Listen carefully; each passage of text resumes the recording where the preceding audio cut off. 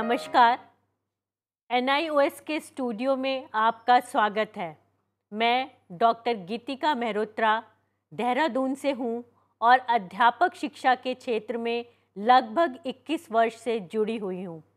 वृद्धि एवं विकास की अवस्थाएं, इस विषय पर आज हम उत्तर बाल्यावस्था के बारे में जानकारी देंगे। ये आप सभी लोग जानते हैं कि उत्तर बाल्यावस्था में 6 से 12 वर्ष के बच्चे आते हैं। उत्तर बाल्यकाल जीवन की एक महत्वपूर्ण अवस्था है। यह एक ऐसी अवस्था है जिसमें विलक्षण बालक अलग तरह से व्यवहार करते हैं और माता पिता और अध्यापक उनके व्यवहार से कभी कभी परेशान भी हो जाते हैं। इस समय बालकों को उचित निर्देशन एवं परामर्श की आवश्यकता होती है। यह बालक के आत्म प्रत्यय को विकसित होने का समय है, जिस पर उसका संपूर्ण भविष्य निर्भर करता है। उसके सपने एवं आकांक्षाओं को उड़ान की सही दिशा मिलती है। जी स्टैनले हॉल ने अपनी किताब एडोलेसेंट में बालकों के लिए कहा है, हालांकि यह आयु मानव जीवन का अद्भुत काल है। मस्तिष्क लगभग परिपक्व हो चुका होता है, बालक अधिक क्रियाशील होता है, बालक घर से बाहर अपने जीवन को बढ़ा रहा होता है, उसके स्वयं की रुचियों एवं अभिवृत्तियों का स्वतंत्र रूप से विकास हो रहा होता है। ठीक ही कहा है, इस समय बालक अपने वास्तव कि उसका व्यक्तित्व किस तरह से उभर रहा है, इसको जानने की कोशिश में लगा रहता है। उत्तर बाल्यावस्था में शारीरिक विकास, शरीर के विकास में अनेक परिवर्तन उत्तर बाल्यावस्था में होते हैं। हालांकि यह शैशवा अवस्था से कम गति से होते हैं। लड़कियों में लड़कों से यह विकास 2 वर्ष आगे दिखाई देता है। उत्तर बाल्यावस्था में अनेक परिवर्तन स्पष्ट दिखाई देते हैं, जैसे बढ़ती शक्ति, बालक के शरीर की शक्ति बढ़ रही होती है और आवश्यकता होती है कि उसकी इस बढ़ती शक्ति का सही दिशा में उपयोग किया जाए। दूसरा, थकान के प्रति प्रतिरोधिता, जल्दी से उसे थकान नहीं होती, उसमें ऊर्जा का स्तर बढ़ा हुआ होता है। तीसरा, खेलों के प्रति बड़ी रुचि, इस समय खेल बहुत महत्वपूर्ण हो जाते हैं। जब कभी उन्हें मना किया जाता है, वो छुपकर बिना बताए खेलने की कोशिश करते हैं और अपने समूह में खेलना उन्हें बहुत अच्छा लगता है। सबसे महत्वपूर्ण, अपने स्वाभिमान एवं अपने स्व का विकास करने की तीव्र इच्छा के कारण उनके अंदर बढ़ती चालक क्षमता और इसमें अपना स्व, अपने आत्म प्रत्यय को जानने की तीव्र इच्छा उनके अंदर बढ़ती चली जाती है और इसके लिए वे विभिन्न प्रकार की क्रियाओं को दर्शाते हैं या उसमें भाग लेते हैं। 5वां परिवर्तन जो है वह है कौशल दक्षता का। विभिन्न कौशलों की दक्षता उनके अंदर दिखाई देती है और यही सही समय होता है जब हम उसके कौशल का उचित मार्गदर्शन कर सकते हैं। उत्तर बाल्यावस्था में मानसिक विकास, उत्तर बाल्यावस्था में मानसिक विकास का अद्भुत क्रम बालकों में दिखाई देता है। बालक स्वयं एवं बाह्य संसार में स्पष्ट अंतर करने लगता है। वह अपने वातावरण में वास्तविकता ढूंढता है और इस समय आवश्यक होता है कि उसे संसार की और उसके आसपास के वातावरण का वास्तविक रूप से परिचय कराया जाए। प्राकृतिक नियमों का प्रत्यय पूर्णतः विकसित होने लगता है। क्या चीज़ सही है, क्या चीज़ गलत है, हमारे आसपास की प्रकृति के क्या नियम हैं, क्या काम हमें करना चाहिए और क्या नहीं करना चाहिए, ये वाला प्रत्यय भी उसके अंदर सिर उठाने लगता है। इस समय वह शीघ्रता से सूचनाओं को ग्रहण करता है तथा विचारों का संग्रह भी करता है। उसके दिमाग में अनेक लोगों के क्रियाकलापों को देखकर ढेर सारे विचार आते हैं और इसी कारण इस समय हमारे यहाँ विद्या आरंभ एवं उपनयन संस्कार किया जाता था। तार्किक चिंतन की क्षमता उसके अंदर बढ़ने लगती है। वैज्ञानिक कहानियों एवं यांत्रिक क्रियाओं में रुचि बढ़ती है। तरह तरह के, जिसको आप कहते हैं कि कल्पना वाली कहानियाँ, जिसमें तरह तरह के काम और एक जो कहते हैं कि सुपर ह्यूमन बीइंग या जो कहते हैं उच्च स्तर का मानव बनने की इच्छा उसके अंदर बहुत बढ़ जाती है और विभिन्न तरह के यांत्रिक क्रियाओं को करने में उसकी रुचि बढ़ जाती है। साहस बढ़ जाता है, साहसी हो जाता है। तरह तरह के साहसपूर्ण काम करने की इच्छा उसके अंदर होती है और किसी भी काम करने से वो घबराता नहीं है। इस समय हम उसके इस साहस का उपयोग उसके व्यक्तित्व के विकास में भली प्रकार कर सकते हैं। कल्पना शक्ति पर आधारित खेलों को वरीयता देने लगता है। अब वो डर, झूठे डर, जानवरों से डर इत्यादि से दूर होकर कल्पना शक्ति पर आधारित खेल जैसे परीलोक, भूतों की कहानी, वायुयान का उड़ना, कार का हवा में उड़ना, इस तरह के खेलों को वरीयता देने लगता है। सामान्यीकरण की क्षमता बढ़ जाती है। बालक अपने द्वारा प्राप्त ज्ञान का उपयोग अन्य परिस्थितियों में करने लगता है, तो उसकी यह क्षमता उसके जो कौशल को और अधिक बढ़ा देती है। उत्तर बाल्यावस्था में संवेगात्मक विकास। संवेग जीवन के लिए अत्यंत आवश्यक है। बिना संवेगों के जीवन नीरस हो जाता है। उत्तर बाल्यावस्था में भी संवेगों में अनेक परिवर्तन आते हैं। विभिन्न सामाजिक परिस्थितियों के अनुसार बालक अपने संवेगों पर नियंत्रण करने सीख लेता है। वो हर समय अपनी खुशी या अपने दुख को नहीं दर्शाता। उसे पता होता है कि कब उसे रोना है, कब उसे हंसना है, कब उसे अपनी खुशी जाहिर करनी है। दूसरा, अमूर्त परिस्थितियाँ, जो परिस्थितियाँ उसे दिखाई नहीं देती हैं, उनमें भी वो अपने संवेगों को प्रकट करता है। तीसरा, संवेगों का प्रवाह दूसरों को देखकर भी होता है, जैसे सबके दुख में दुखी और सबके सुख में सुखी। तो ये उसकी एक बहुत बड़ी विशेषता होती है और इस समय बड़े लोग, घर के माता पिता, अध्यापक, भाई बहन अपने साथ उसके संवेगों को जोड़कर उसके व्यक्तित्व के विकास में मदद कर सकते हैं। बचपन के डर जैसे जानवरों से डरना, ऊंची जगह का डर, तेज आवाज़ से डरना आदि विलुप्त हो जाते हैं और अलौकिक शक्तियाँ, काल्पनिक जानवर, गिरने का डर आदि बढ़ जाता है। पहले भी हमने बताया कि शारीरिक विकास और मानसिक विकास के साथ साथ उसकी कल्पना शक्ति भी बढ़ने लगती है। धमकाने, चिढ़ाने, अन्य बालकों से तुलना करने, उनके क्रियाकलापों का गलत अर्थ निकालने, साथियों या बड़ों के द्वारा अवहेलना करने पर वे क्रोधित हो जाते हैं। उन्हें बर्दाश्त नहीं होती कि उनके साथ खेलने वाले बच्चों या उनके समूह की हम आलोचना करें। अभिभावकों का पक्षपातपूर्ण रवैया ईर्ष्या की भावना उत्पन्न करता है और इसका सबसे अच्छा उदाहरण महाभारत काल में दुर्योधन से मिलता है। दुर्योधन को हमेशा लगता था कि पांडव उससे बेहतर हैं, सब लोग उन्हें अच्छा मानते हैं। उसकी तुलना हमेशा पांडव भाइयों से की जाती है और इस कारण उसके अंदर ईर्ष्या की भावना अत्यंत प्रबल होती गई और जिसका परिणाम हम सभी जानते हैं, महाभारत का युद्ध था जिसने भारी विनाश किया था। उत्तर बाल्यावस्था में खुशी, आनंद, प्रेम, जिज्ञासा, दुख और लगाव आदि संवेगों का विकास भी बहुत तेजी के साथ होता है। इस काल में बालक अपने जैसे ही बालकों का समूह बनाता है। साथियों का यह समूह उसके लिए अत्यंत महत्वपूर्ण होता है और सामाजिकरण का कारण बनता है। ये तो हम सभी लोग जानते हैं कि कोई भी व्यक्ति अकेला नहीं रह सकता। अकेला मनुष्य एक कोरी कल्पना है और उसके लिए सामाजिकरण अत्यंत आवश्यक है। और इस काल में जैसे जैसे बालक बड़ा होता है, उसे अपने उम्र के आसपास के बालकों के साथ खेलना बहुत अच्छा लगता है। वह घर से निकलकर स्कूल में पहुंचता है तो इसलिए उसका सामाजिक दायरा भी बड़ा हो जाता है। स्कूल और घर के नियम उसे अच्छे नहीं लगते, अपने दोस्तों के साथ अच्छा लगता है। बाल अपराध की भावना भी इस समय ही ज़्यादा होती है। इस समय बच्चों को नई नई बातें जानने की उत्सुकता होती है, जिससे कभी कभी वे अपराध की ओर भी बढ़ जाते हैं। लड़कियों को लड़कियों के साथ खेलना एवं लड़के को लड़कों के साथ खेलना पसंद आता है। उनके खेलों में भी अंतर होता है। सामान्यतः लड़के विद्रोही स्वभाव के होते हैं और लड़कियां अधिक व्यवस्थित होती हैं।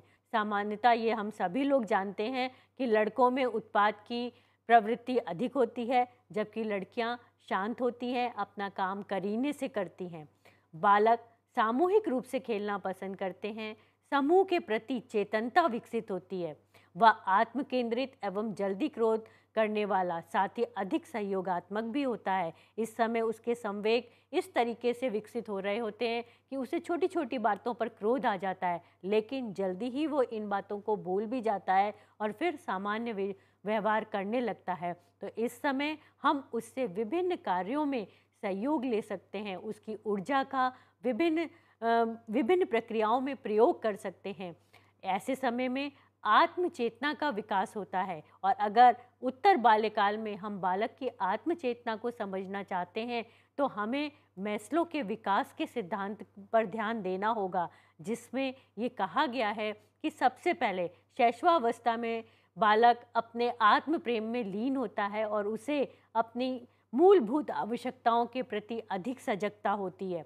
लेकिन जैसे जैसे वो उत्तर बाल्यकाल की तरफ बढ़ता है तो वो अपने मूलभूत आवश्यकताओं, सुरक्षा की आवश्यकताओं से बढ़कर अब वो प्रेम और सहयोग की बातों की तरफ बढ़ने लगता है। उसके अंदर ये भावना बहुत प्रबल हो जाती है कि सब लोग उसका सम्मान करें, और यह आवश्यक भी है कि अभिभावक और माता पिता के रूप में हम बच्चे की गलतियों पर कभी भी उसे सबके सामने, उसके समूह में ना डांटें, जिससे उसके आत्म सम्मान को ठेस लगती है और वो फिर अंतर्मुखी होने की तरफ भी बढ़ सकता है। इसलिए ये ध्यान रखना अत्यंत आवश्यक हो जाता है कि उससे बात करते समय आत्म सम्मान का हम हमेशा ध्यान रखें।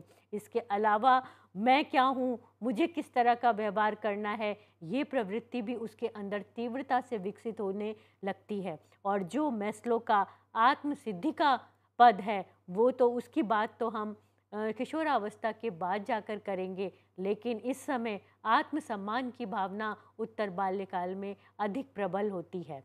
उत्तर बाल्यावस्था और भारतीय मनोविज्ञान सदा से ही कर्म प्रधान रहा है, और अगर हम उस पर जरा सा भी ध्यान दें, हमारे संस्कार इस तरीके से गढ़े गए थे कि उससे बालक का विकास स्वतः ही होता चला जाता है, चाहे वो किस उम्र से ही गुजर रहा हो।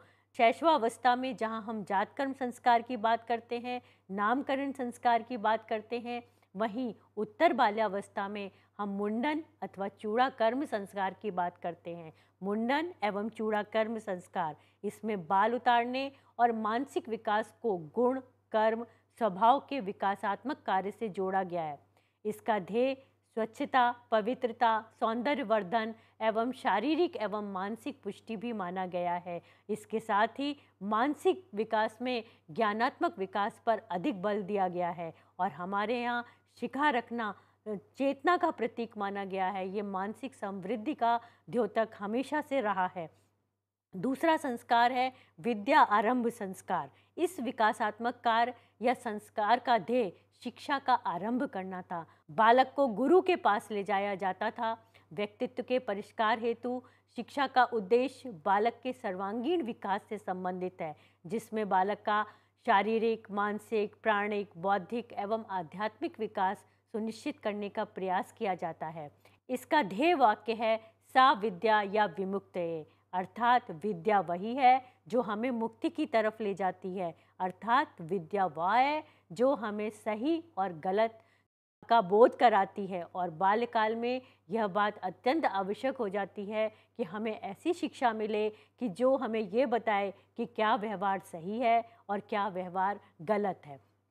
उपनयन संस्कार यह बाल विकास के कार्य में अत्यंत महत्वपूर्ण कार्य है।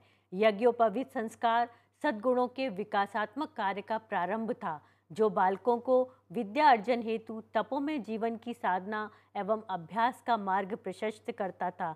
हमारे यहाँ यज्ञोपवीत के 9 धागे 9 सद्गुणों का प्रतीक हैं, जिसमें पहला सद्गुण ही यही था कि अन्य 8 सद्गुणों का यथाशक्ति पालन करना, और उन सद्गुणों का पालन करते हुए एक समग्र व्यक्तित्व की तरफ बालक बढ़ने लगता है। भारतीय जीवन दर्शन एवं मनोविज्ञान में बालक को ऐसे आचरण का अनुसरण कराया जाता है जिससे बालक के शरीर में प्रकृति वातानुकूलन यंत्र सुदृढ़ हो। आज के एसी की बात हम नहीं करते, प्राकृतिक रूप से वातानुकूलन उसके शरीर में ही सुदृढ़ हो। उनसे ब्रह्मचर्य व्रत का पालन कराया जाता था ताकि वे बालक जाड़ा, गर्मी, बरसात को आनंद के साथ सहन करने वाला बने। उत्तर बाल्यकाल में यदि हम बालक के विकास का सर्वोत्तम उदाहरण देखना चाहते हैं तो वह गुरु चाणक्य और चंद्रगुप्त मौर्य का है। गुरु चाणक्य ने बालक चंद्रगुप्त की अंतर्निहित शक्तियों का विकास कर उसके व्यक्तित्व को उत्कृष्टता के शिखर तक पहुंचाया था। यही बालक आगे चल मौर्य वंश का सबसे प्रभावी शासक बना। गुरु चाणक्य ने चंद्रगुप्त मौर्य में बचपन में ही यह देख लिया था कि उसके अंदर एक शासक बनने की शक्तियाँ निहित हैं और उन्हीं शक्तियों को पहचान कर वे उसके व्यक्तित्व का विकास करते हुए चले गए थे। इसी तरह अगर हम दूसरा उदाहरण लें तो हम गुरु द्रोण का ले सकते हैं, जिन्होंने बालकों की या अपने शिष्यों की शक्तियों को पहचान कर उन्हें उसी के हिसाब से शिक्षा दी थी और उनके व्यक्तित्व का निर्माण किया था। उदाहरण के तौर पर युधिष्ठिर को धर्म की शिक्षा दी थी, भाले की शिक्षा दी थी, भीम और दुर्योधन को गदा की शिक्षा दी थी, अर्जुन को सर्वश्रेष्ठ धनुधर बनाया था, नकुल और सहदेव को नक्षत्रों की, गौपालन की और अश्वों की के रख रखाव की शिक्षा गुरु द्रोण ने दी थी। इस तरह व्यक्तिगत विभिन्नताओं को ध्यान में रखते हुए अगर शिक्षक बालक की शिक्षा पर ध्यान दें तो उन्हें बालक के समग्र विकास के प्रति या समग्र व्यक्तित्व का निर्माण करने से कोई नहीं रोक सकता। चंद्रगुप्त मौर्य एवं कौरव पांडवों के उदाहरणों से स्पष्ट है कि उत्तर बाल्यकाल जीवन का एक महत्वपूर्ण कार्य है। इस समय शिक्षक एवं माता पिता बालक की शारीरिक ऊर्जा, आत्म प्रत्यय की पहचान की तीव्र इच्छा, आत्म अभिमान, सामाजिक व्यवहार इत्यादि का प्रयोग करके उसके व्यक्तित्व के निर्माण में महत्वपूर्ण भूमिका निभा सकते हैं और इसी व्यक्तित्व पर बालक का संपूर्ण भविष्य निर्भर करता है। और यह कहना उचित ही होगा कि माता पिता और शिक्षक के दिशा निर्देशन में यदि बालक उन्नति करे तो वह आगे ही बढ़ता चला जाता है और फिर उसे जीवन की चुनौतियों का सामना करने से कोई नहीं रोक सकता। अंत में मैं यही कहूँगी कि विकास के क्रम को जानते हुए बालक की व्यक्तिगत विभिन्नताओं को ध्यान में रखते हुए अगर हम शिक्षा की व्यवस्था करें तो उसके संपूर्ण विकास की ओर उसे अग्रसर कर सकते हैं। आशा करती हूँ कि आपको इस उत्तर बाल्यावस्था के बारे में दी गई जानकारी पसंद आएगी और अगली बार हम फिर से मिलेंगे। तब तक के लिए नमस्कार।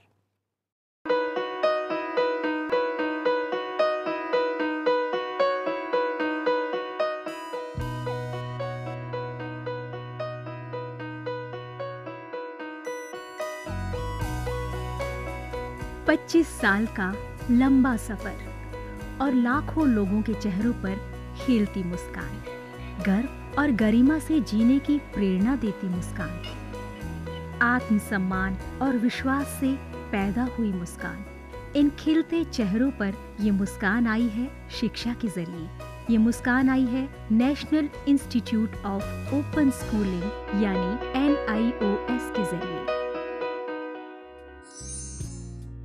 National institute of open schooling या राष्ट्रीय मुक्त विद्यालयी शिक्षा संस्थान, इस संस्थान का एक बड़ा उद्देश्य है आम आदमियों के जीवन को बेहतर बनाना। ऐसे लोग जिनके लिए शिक्षा एक दूर का सपना है या वे बच्चे जो परिवार की रोजी रोटी कमाने के लिए बीच में ही स्कूल छोड़ने पर मजबूर हो जाते हैं। NIOS ऐसे बच्चों और बड़ों को दोबारा शिक्षा से जुड़ने का मौका मुहैया कराता है ताकि वे एक बेहतर जीवन जी सकें। 1989 में स्थापना के बाद NIOS ने देश के लाखों बच्चों और वयस्कों को बेहतर शिक्षा से जोड़ा है। इनमें हर उम्र, हर पृष्ठभूमि, हर जाति, हर मजहब और हर क्षेत्र के लड़के लड़कियां, महिलाएं और पुरुष शामिल हैं। बढ़ई से लेकर पायलट, डॉक्टर, इंजीनियर, बेकर और दर्जी तक NIOS कोशिश कर रहा है सबको शिक्षित और सशक्त बनाने की, चाहे वो असम के दूर दराज इलाके में रहने वाला हो या फिर मुंबई जैसे महानगर का। NIOS ने अपनी मौजूदगी हर जगह दर्ज कराई है। NIOS ने शिक्षा की परंपरागत सोच को ही बदल दिया है। वो पढ़िए जो हम पढ़ाते हैं की जगह NIOS की नई सोच है, हम वो पढ़ाते हैं जो आप पढ़ना चाहते हैं। इस नई सोच ने लोगों को आगे बढ़ने और NIOS के साथ जुड़ने के लिए प्रोत्साहित किया है। शिक्षा उपलब्ध कराने के मामले में NIOS किसी सीमा को नहीं मानता, उम्र की सीमा को भी नहीं।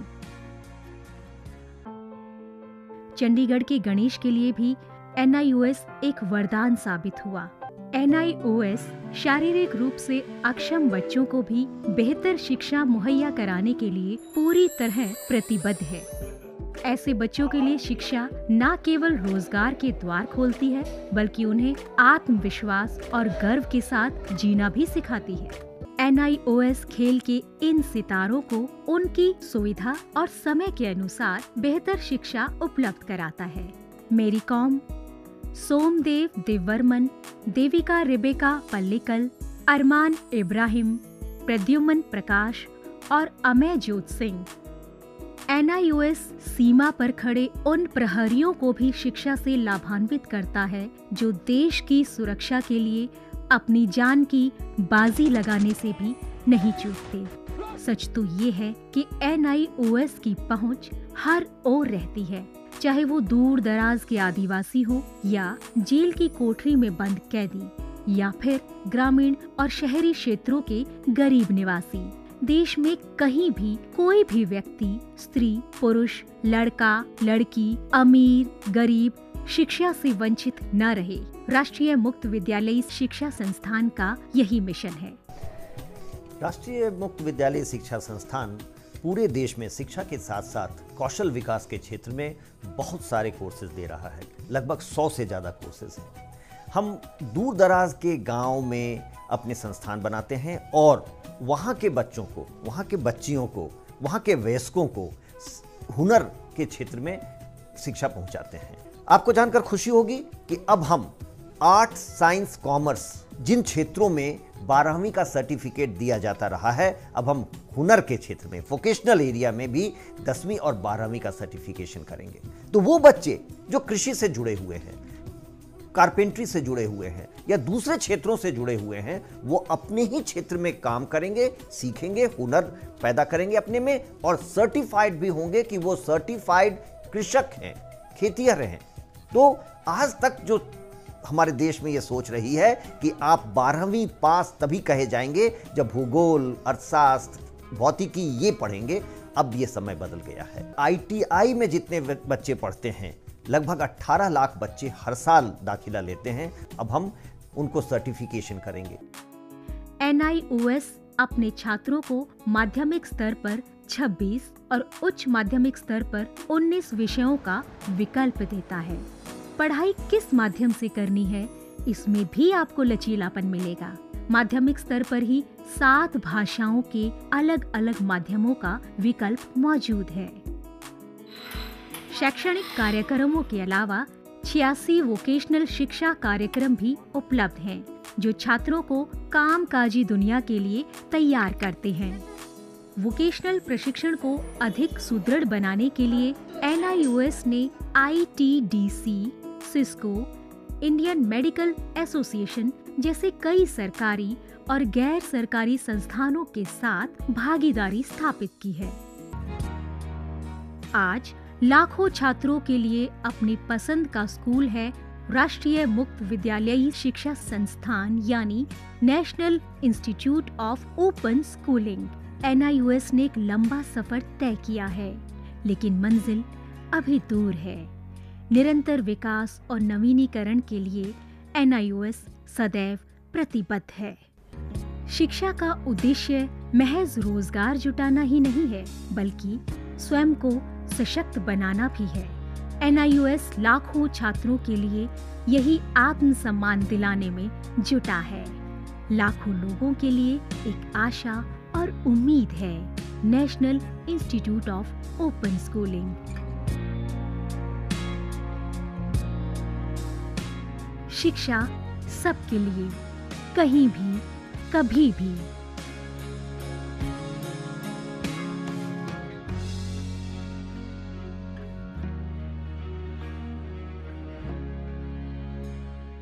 हिंदुस्तान के हर कोने में नौजवानों के पास प्रतिभा है, उन्हें अवसर चाहिए। NIOS देता रहा है युवाओं को अवसर आगे बढ़ने का। NIOS से पढ़ने वाले इन युवाओं ने किया है संस्थान को गौरवान्वित। दिव्यांगों ने बन के दिखाया है सबल और आत्मनिर्भर। NIOS के साथ आप भी जुड़िए NIOS के संग।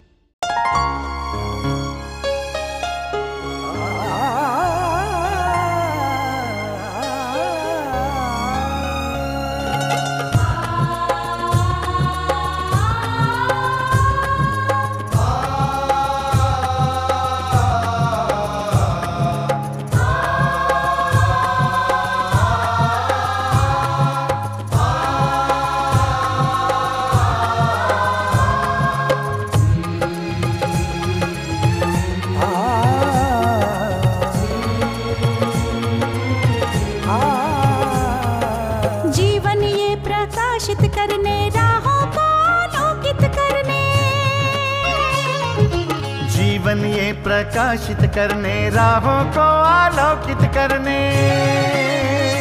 हम अपना दीपक स्वयं बने, हम अपना रास्ता स्वयं चुने। अपना दीपक स्वयं बने, हम अपना रास्ता स्वयं चुने। जीवन ये प्रकाशित करने, राहों को आलोकित करने।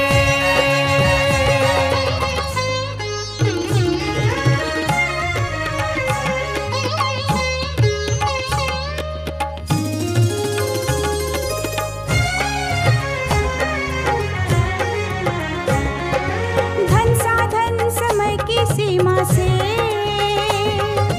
विद्यालय जो मुक्त हो, धन साधन समय की सीमा से विद्यालय जो मुक्त हो। कभी पढ़े हम कहीं पढ़े, वे विषय की लोच से युक्त हो। कभी पढ़े हम कहीं पढ़े, वे विषय की लोच से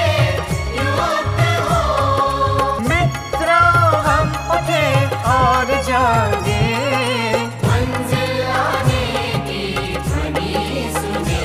हम अपना दीपक स्वयं बने, हम अपना रास्ता स्वयं चुने। जीवन ये प्रकाशित करने, राहों को आलोकित करने।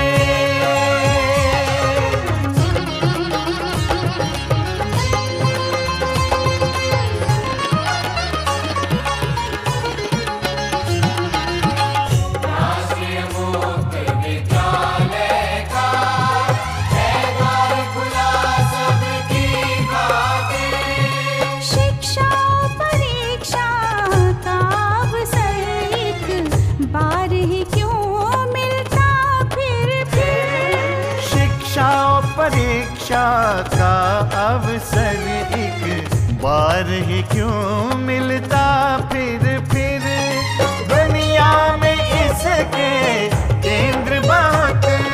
कोई मन चाहा केंद्र चुने, हम अपना दीपक स्वयं बने, हम अपना रास्ता स्वयं चुने। कोई मन